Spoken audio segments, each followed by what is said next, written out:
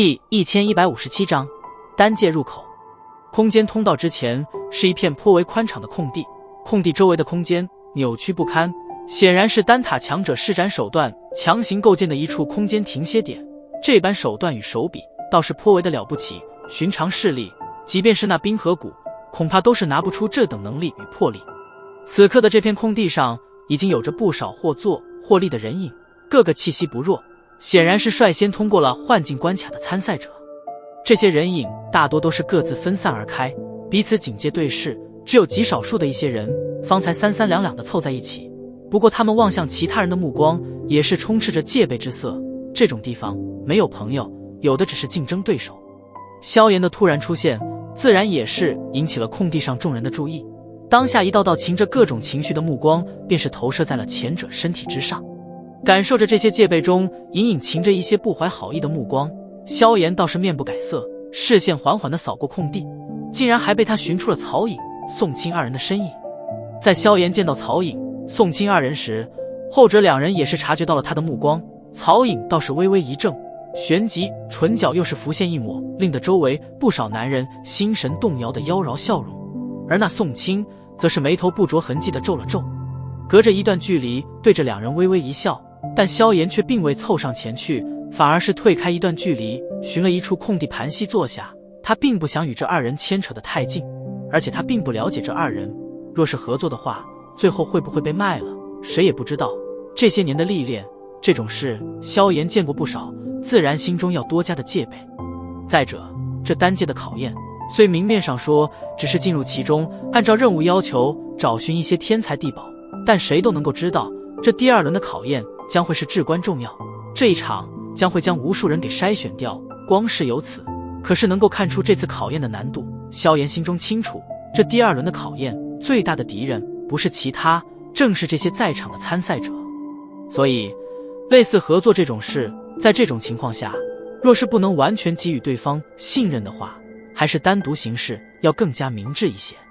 见到萧炎这般行径，宋清心头松了一口气，但曹颖黛眉却是忍不住的微微一蹙。这家伙三番四次扶他颜面，再好的性子也是会有着一点火气。让你给我装，等进入了单界，看你一个人怎么办事。曹颖银牙犹如小野猫一般轻轻地磨了磨，在心中有些愤愤不平的道。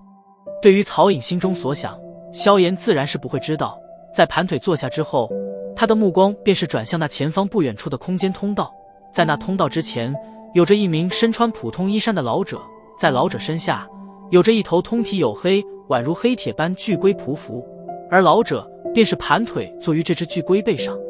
从老者胸口处的一枚徽章来看，显然他是丹塔的人员。不过对于丹塔之内何时有这么一号人物，倒还真是没什么人听说过。萧炎的目光扫过这位懒散的老者，心头却是一凛，因为他发现居然完全看不透这位奇龟老者的实力。不愧是丹塔，果然是藏龙卧虎。在萧炎隐晦地收回目光时，那一直陷入假寐状态的老者却是猛地睁开双眼，而其睁眼刹那，萧炎感觉到盘踞在眉心处的灵魂力量都是震动了一下。睁开眼的老者淡淡地瞥了萧炎一眼，然后目光扫了一眼场中，有气无力的道：时间差不多了，可以进入丹界了。每个进入其中的人都来我这里领一张任务药单，丹界的地图和一枚空间石。药单是你们必须在里面寻找的药材，只有将其上的药材收集齐全，方才能够算顺利通过这一关。地图的作用我就不多说了，上面有着丹界的出口地点，你们在搜集齐全药材后便赶往那里便可。至于空间石是保命用的，如果遇见性命攸关之时，可以将空间石捏碎，然后你便是会自动被送出丹界。不过捏碎了空间石，也就象征着你失去了继续参赛的资格，都懂了吗？说到最后，老者缓缓地抬了抬眼睛道。闻言，众人皆是微微点了点头。能够以这种速度来到这里的人，没有一个会是省油的灯，自然清楚面前的老人不是寻常老人。丹界之中犹如破败缘故，并不适合久待，所以你们只有10日时间搜寻任务上所需要的药材。药材辨认是炼药师基本功，这个应该不会让人叫吧。老者嘴角一撇，懒散的道。另外，丹界中虽然不适合人类居住，但对于一些魔兽来说却是洞天福地。经过这些年的繁衍，丹界中的魔兽也是极度强横，若是遇见的话，便各自小心一些，别将小命给丢了，因为不会有人去救你们的。这一点，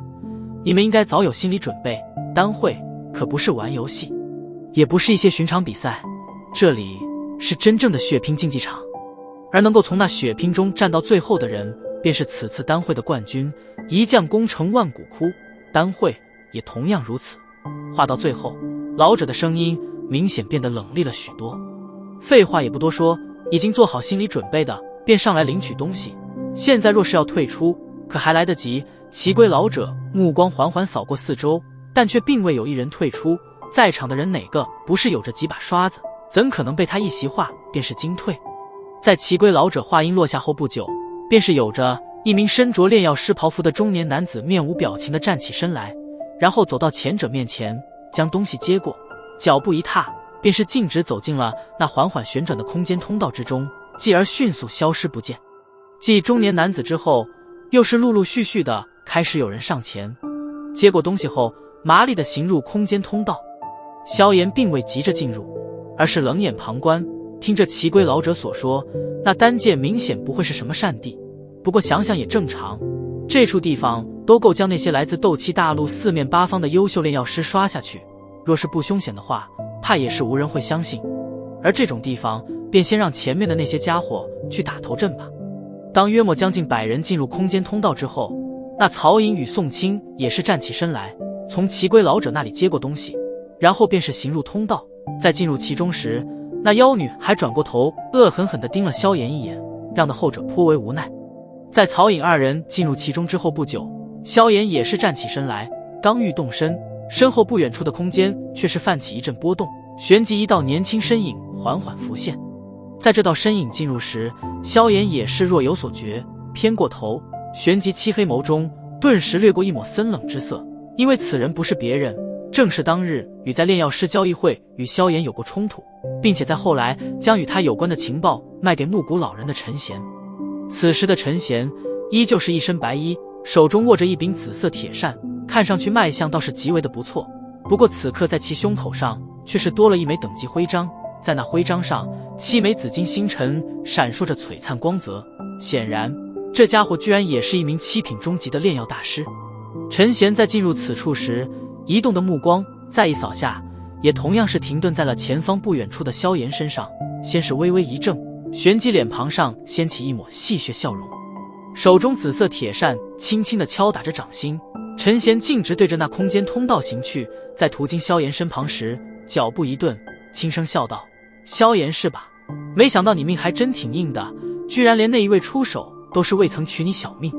萧炎目光望着面前那一脸阴柔之色的陈贤，嘴角也是浮现一抹意味深长的笑容，低声道：“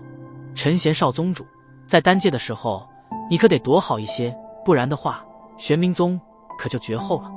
啪！紫色铁扇重重地落在掌心中，陈贤目光森冷地盯着萧炎，片刻后缓缓点头道：“这句话我也送给你，千万不要在丹界中被我撞见，否则我会让得你明白什么叫做生不如死。”森然话音一落，陈贤嘴角的阴森笑容更浓，不再多言，转身便是对着通道行去，然后在奇龟老者手中接过东西，一步踏入空间通道之内。望着陈贤消失在空间通道之中的背影，萧炎微微一笑，只是这份笑容中透着凛然杀意。这个陈贤的命，他此次收定了。希望你不要死在了其他人手中，那样的话就太无趣了。萧炎笑笑，也是上前2步，从奇龟老者手中接过物品，然后将之收入纳戒，转身便是大步行进空间通道，而其身影也是徐徐消失。